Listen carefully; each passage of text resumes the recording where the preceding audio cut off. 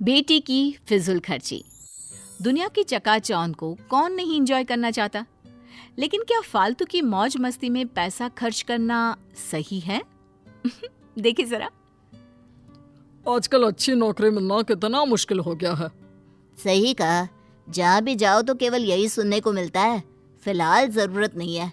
और अगर गलती से नौकरी मिल भी जाए तो उस तनख्वाह से 2 वक्त की रोटी भी नहीं खरीदी जाती। हाँ यार, ऊपर से रोज सुबह शाम घर वालों के ताने सुनकर ही पेट भरना पड़ता है।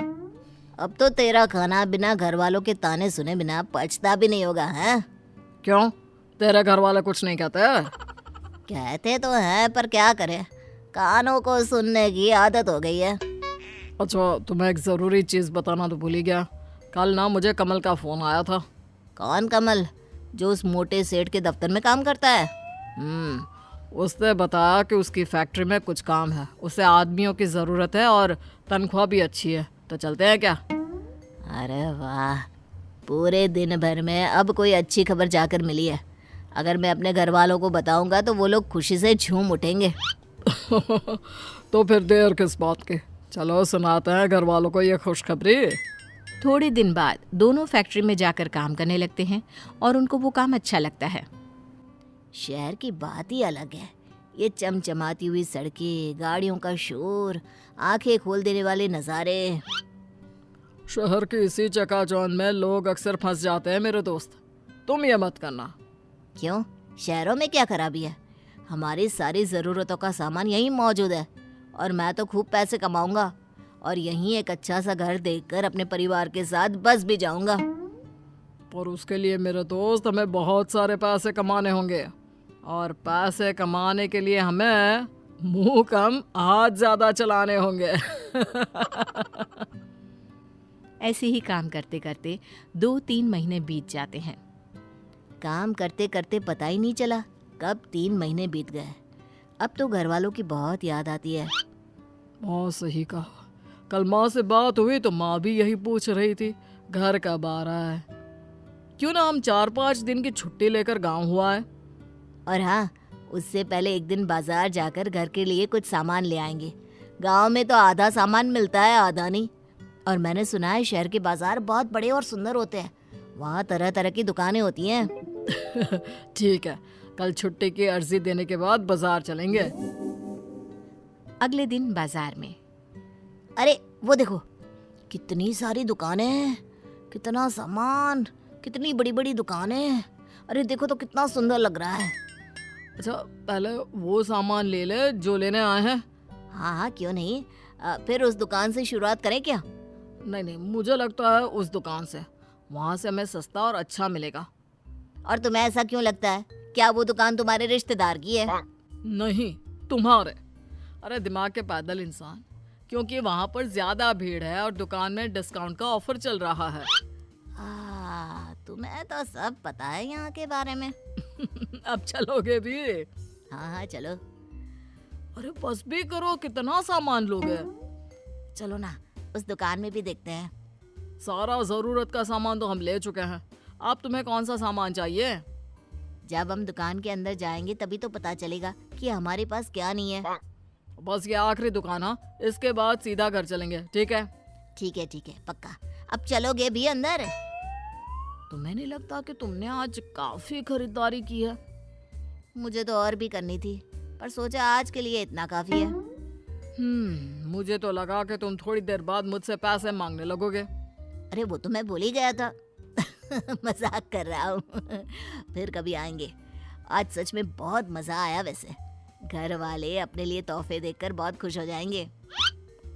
खरीदारी तो हो गई भाई, अब पेट में चूहे दौड़ रहे हैं, चलो कुछ खा लेते हैं। ठीक है, चलो वहीं खा लेते हैं। खाना कितना अच्छा था, मेरा तो पेट फुल भर गया है। रोजाना कैंटीन का वो बेस्वाद खाना खाकर मेरा मुंह भी बेस्वाद हो गया था। आज कुछ स्वादिष्ट खाकर दिल को सुकून मिला। रोज ऐसा खाने को मिले, आहा क्या मजा आ जाए। कैंटीन का खाना तो ठीक ही होता है, हाँ आज का खाना उससे ज्यादा स्वादिष्ट था, मानना पड़ेगा। उस दिन से सुरेश कई बार बाजार जाता खरीदारी के लिए और साथ साथ बाहर से ही खाना खाकर आता।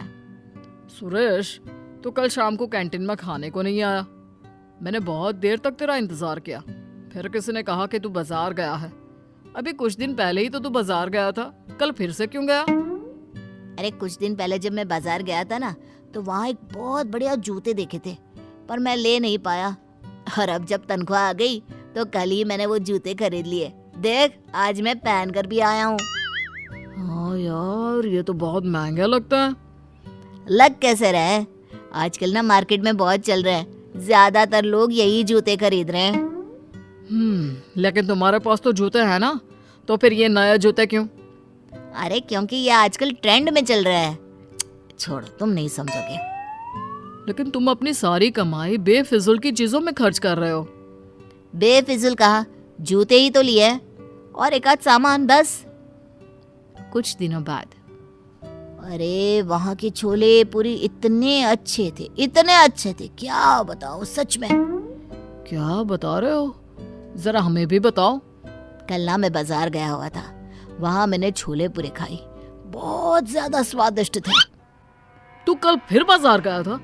तुझे नहीं लगता तू कुछ ज्यादा ही बाजार जाने लगा है और बेफिजुल की चीजों में अपनी कमाई उड़ा रहा है? अरे तू फिर से शुरू हो गया। तुझे इतनी दिक्कत क्यों हो रही है? तू तो ऐसे बोल रहा है जैसे तेरी कमाई उड़ा रहा हूँ। अरे अपनी कमाई से तो खा रहा हूँ ना। लेकिन अगर तू अपनी सारी कमाई ऐसे ही उड़ाता रहा तो अपने घर वालों को क्या भेजेगा? उसकी चिंता करने की जरूरत तुम्हें नहीं है। बड़ा आया मुझे भाषण देने वाला। उसके बाद से सुरेश राम से दूर रहने लगा। कुछ महीनों बाद दोनों अपने घर जाते हैं। अरे तुमने सविता का घर देखा? उसने कितना शानदार घर बनवाया है। हाँ, मैंने देखा। जैसा मकान शहरों में देखने को मिलता है ना। मैंने सुना है उसका बेटा राम शहर में नौकरी करता है, उसी की वजह से वहाँ एक पक्का मकान बनवा पाए। अब हर किसी की किस्मत सविता की तरह थोड़ी ना है। इतना मेहनती बेटा, नहीं तो काम तो सुरेश भी वही करता है, पर क्या करे, उसने अपनी सारी कमाई फिजूल की चीजों में खर्च कर दी। दूर से सुरेश सब बातें सुन रहा होता है। काश मैंने तब राम की बात मान ली होती तो आज ये सब सुनना नहीं पड़ता। अब पछताने से क्या फायदा दोस्त, तुम अपना पैसा फिजूल चीजों में बहा चुके हो।